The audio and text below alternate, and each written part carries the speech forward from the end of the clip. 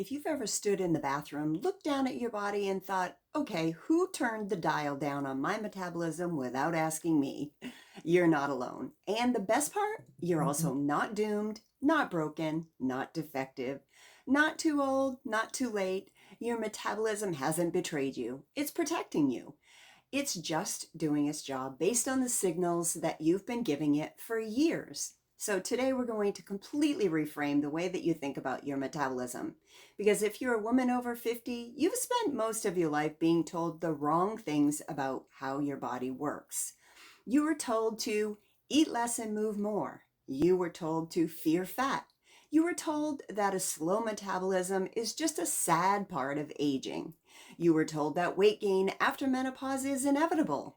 And you were absolutely not told that your metabolism could adapt and adapt well in the other direction too. This episode cracks open the entire story, what your metabolism really is, why it changed, and what's actually slowing it down, and the exact signals that your body needs to start burning fat again, even after 50. So buckle up, because this is where women finally get the full truth about their midlife metabolism without the fear, confusion, or outdated 1990s nonsense. Now let's start with the big truth. Your metabolism isn't broken, it's adaptive. This is the part that no one explained to us. Your metabolism isn't a speed. It's not a number. It's not a fast or a slow thing. It's not a switch. It's a dynamic response, highly intelligent system that constantly adapts to what you ask it to do. If you undereat, it learns to burn less. If you overstress, it diverts energy to the survival mode. If you lose muscle, it becomes more efficient, meaning it burns fewer calories. If your hormones shift, it changes fuel sources, appetite signals, and fat storage patterns. Your metabolism is basically the world's best personal assistant. It's always watching, always adjusting, always trying to keep you alive. But the problem is, the assistant took all this training from decades when we were giving it terrible instructions. We taught it how to survive a famine, not how to thrive in midlife. Now let's talk about what metabolism actually is, not what diet culture told you. Most of us grew up believing metabolism was just calories in versus calories out, like your body is a vending machine with a calculator inside. Nope. Your body is not a vending machine. It's a biochemical symphony. Metabolism is how your body converts food to usable energy, how your body repairs itself, how your body balances hormones, how your cells communicate, how your muscles grow, how your brain functions, how your fat gets stored or burned. And here's the part that floors most women. Over 80% of your metabolism has nothing to do with exercise. It's everything happening under the hood. Hormones, sleep, blood sugar, inflammation, muscle mass, stress levels, nutrient intake, digestion, recovery. That's your real metabolic equation. And in midlife, all of those areas shift, which means your metabolism isn't slowing down because you're aging. It's responding to the internal environment that you're living in. Now we'll walk through the biggest metabolic disruptors that women face as they hit midlife. Each one is powerful on its own, but together, they create the perfect storm. First up is muscle loss, the metabolic drain that no one warned you about. But by 50, most women have lost somewhere between 10 and 20 pounds of muscle without even realizing it. Not because we did anything wrong, but because no one told us that muscle mattered. Muscle is not just for looking toned. Muscle is your metabolic furnace, blood sugar stabilizer, anti-craving system, aging buffer, hormone helper, and longevity insurance. Every pound of muscle burns calories even when you're sitting still. And when estrogen drops in perimenopause and menopause, we lose muscle faster, which means metabolism slows down even more quickly. This is why the same food that worked at 30 suddenly stick to your belly at 53. Not because your body hates you, because your muscle declined and your metabolic engine, it shrank. Number 2 is blood sugar instability, the hidden metabolic saboteur. As we get older, we become more insulin resistant. That means blood sugar swings hit harder, cravings get stronger, and carbs don't process the way they used to. When blood sugar spikes, insulin spikes, and when insulin spikes, fat storage spikes. High insulin is like a bouncer that locks your fat cells from the inside. You can do everything right, but the body won't release fat until those insulin levels calm down. This is why women swear, "I'm eating like a bird and not losing weight," because it was never about calories. It was about hormones running the show. Number 3 is stress and cortisol, the hormone that ages you faster. Women over 50 are often taking care of parents, helping kids, working full time, managing the household, trying to stay healthy, running on caffeine and willpower. Your body sees all that stress and thinks, lion, tiger, bear, keep her alive. So cortisol rises. Chronic cortisol raises blood sugar, increases belly fat, breaks down muscle, slows metabolism, disrupts sleep, cranks up cravings. Midlife stress hits the metabolism harder than anything else. And yet most women think that they just need to cut calories harder. If stress is high, fat loss won't happen, no matter how perfect your diet is. Number 4 is sleep changes, the silent metabolic wrecker. Let's talk about midlife sleep.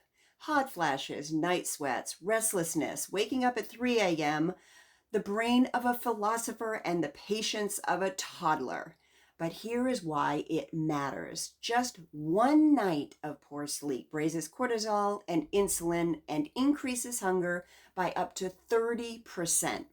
Lack of sleep does more metabolic damage than a cheat meal.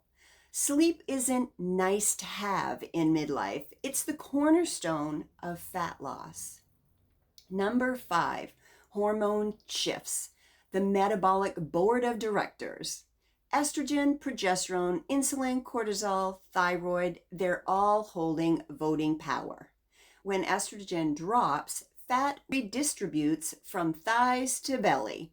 When progesterone drops, anxiety raises and cravings go up. When thyroid slows, even subtly, metabolism drops. When insulin rises, fat locking goes into overdrive. This isn't your fault. This isn't a lack of willpower. This is biology. So if metabolism adapts, can it adapt back? Yes. And that's the entire point of this series.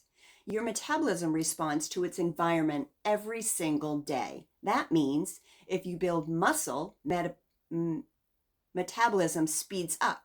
If you eat adequate protein, hunger stabilizes. If you sleep well, cortisol drops. If you lower carbs, insulin becomes more sensitive. If you manage stress, fat storage decreases. If you move more, mitochondria grow. If you nourish your body, inflammation drops. Your metabolism is not a victim of age. It's simply waiting for better instructions. Let's talk about the signals that your body actually needs after 50. The signals that retrain your over 50 metabolism. This stuff is gold. Number 1, eat enough. Starving doesn't work anymore.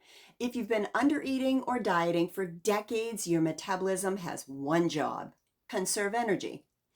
Eat too little is the fastest way to stall fat loss. In midlife, your body needs more protein, more healthy fats, more stability, more nourishment, more recovery. Starvation mode is real, and many women are living in it without even realizing it. Number 2, prioritize protein like it's your job. Protein builds muscle, stabilizes blood sugar, reduces cravings, and boosts metabolism through thermogenesis. Women over 50 need more protein, not less. Not 2 eggs and a yogurt. We're talking a protein-forward day. Number 3, build and keep muscle. I don't mean bodybuilding, I mean functional strength. Squats, resistant bands, glutes, core, light weights, and body weight exercises. Muscle is your metabolic lifeline.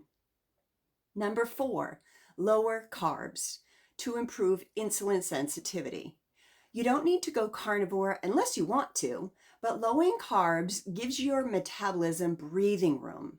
A lower carb approach will reduce insulin, lower blood sugar, reduce cravings, reduce inflammation, and helps your body burn fat again. Number 5, sleep like it's non-negotiable. 8 hours is hormonal magic. It will bring fat burning, muscle repair, cortisol reduction, blood sugar stability, appetite control. Sleep is not your reward, it is your metabolic job.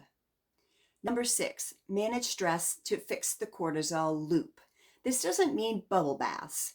It means boundaries, less chaos, saying no, breathing practices, reducing overstimulation. Your metabolism can't thrive in chronic crisis mode. Number 7, move more throughout the day, not just a gym session. The most powerful metabolic enhancer? NEAT, or non-exercise activity thermogenesis. Walking, cleaning, stairs, daily movement. Women who aim for 7,000 to 10,000 steps daily have much better metabolic flexibility. Now, the big reframe, your body isn't fighting you, it's following you. Everything your body's doing right now, it learned from you. If you taught it to survive, it became a survivor. If you taught it to conserve, it became a conserver. If you taught it to push through exhaustion, it learned to stay in stress mode. If you taught it that food is inconsistent, it learned to hold on to energy. Now we're going to teach it something new. We're teaching it you're safe, you're fed, you're strong, you're active, you're stable, you're capable. You're not in danger anymore. Your metabolism listens and it learns. So next up in episode 2, we will zoom into the hidden metabolic switches: hormones, cravings, hot flashes, sleep, belly fat, mood, stress, and how midlife changes these signals, and how to flip them back in your favor. That episode is the aha moment episode. It explains everything that women feel, but no one explains. But for now, remember this. Your metabolism didn't quit on you. It's been adapting to survive. Now we're going to teach it to thrive. And as always, be good to yourself, be good to others, and keep loving life over 50.